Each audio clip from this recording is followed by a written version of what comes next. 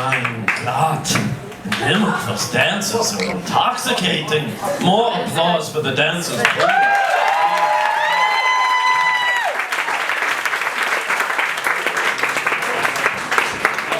Dankeschön, Jenny. Willkommen and guten Abend, meine Damen und Herren. Welcome and good evening, ladies and gentlemen. Thank you. I'm Gregor of Berlin, internationally renowned storyteller, entertainer, bon vivant. Thank you. But before I can entertain you, I've been asked to give a brief public service message. The dance you've just witnessed, the song you've just heard, by no means is intended to condone the use of illegal, psychotropic, narcotic drugs. We at Guilty Pleasures Cabaret take our responsibilities quite seriously.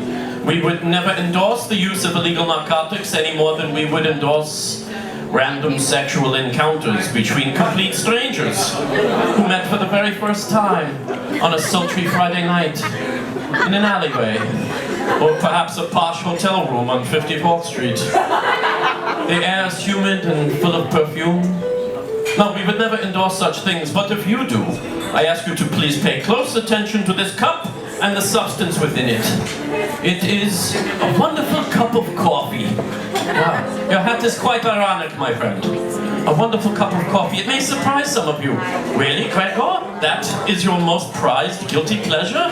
But where did you get this cup of coffee? At the local delicatessen? Did you buy it at the corporate Antichrist Starbucks? Hardly. I got it in the street from a whore. Yeah, the cops don't care. They know whores make the best coffee. It's true. And don't take offense. I don't use the word whore denigratorily. My mother was a whore, and she was a lovely woman. Being a whore was not a black mark against her. See, I grow emotional at the mention of my mother.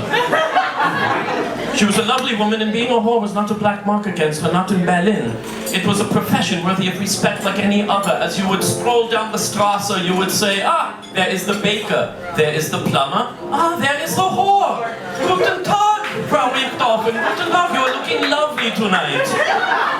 Frau Richthofen, my mother, made wonderful coffee. In fact, it was the most delightful moment of my childhood when she decreed that it was time for little Gregor to give up his tiny baby bottle of schnapps and graduate to a big boy's sippy cup of espresso.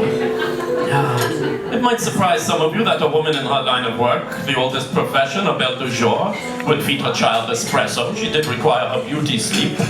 But you should understand that even as a nihilistic 3-year-old, little Gregor was different from the other tots. My system functioned differently. Whereas they would awake in the morning and run bright-eyed and bushy-tailed to the kitchen for their Nutella and orange juice. Good morning, mother. Good morning, papa. I would shrug on my bathrobe, go downstairs for the newspaper and my morphine and eggs. But at nighttime, when the cold black grip of night seized my heart, my senses were alert and supercharged, and the only thing that would give me the sweet relief I craved was a great steaming cup of my dark mistress. My system is still the same. It has not changed since childhood, and that's why I say, you can take away everything. You can take away my threesomes with partners of various orientations and persuasions. Did you see the bow tie and the little wrist cuffs? Adorable, huh? You can take away my morphine. You can take away my laudanum. You can take away my chloral hydrate, my hydrate of coca, my jazz tobacco, hepcat salt, Shanghai surprise, mercurochrome, monkey testosterone, virgin pituitary glands, hashish, eva, snuff, and schnapps. But please, don't take away my coffee.